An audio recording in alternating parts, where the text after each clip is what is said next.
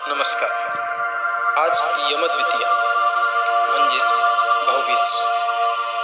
मा भ्राता भ्रातरं द्विक्षन् मा स्वसार मुतस्वसा सम्यंच सव्रता भूत्वा वाचं वदत भद्रया. आजच्या दिवशी भाऊबीज साजरी केली जाते.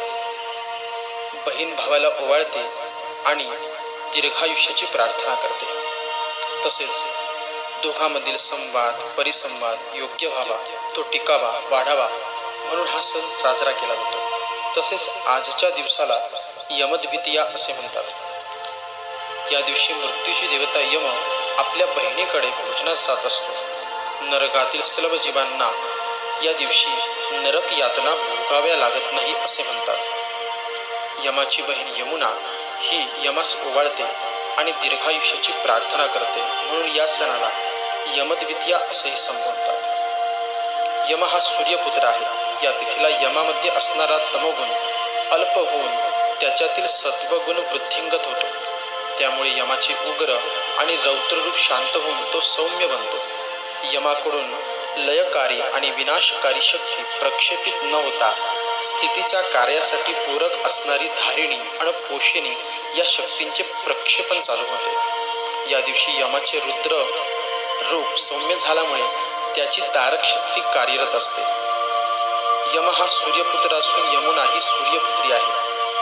या तिथीला यम आणि यमुना हे भाऊ आणि बहीण एकमेकांना भेटून आनंद साजरा करतात. सूर्याच्या अंशापासून निर्माण झालेल्या यम आणि यमुना या दैवी शक्तींची सात्विक भेट प्रथम भूलोकात म्हणजे पृथ्वीवर होते आणि त्यानंतर ते माता पिता सूर्यदेव आणि संध्या यांना भेटण्यासाठी सूर्यलोकात जातात.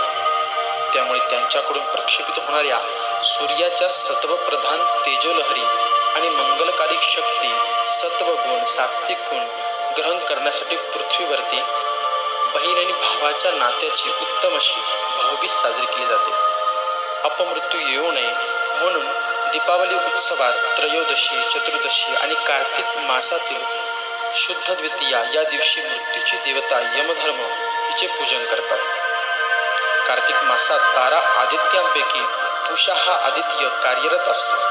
याचे तत्व आणि चैतन्य ग्रहण करता यावे, आदित्याचे सत्व गुण सद्गुण रूपात आपल्याला मिळावे म्हणून सूर्याचे पूजन केले जाते. यम हा सूर्यपुत्र असल्याने सूर्याचे प्रतिनिधित्व तो करतो. धर्माचे प्रतीक म्हणून त्याचे पूजन केले जाते आणि यम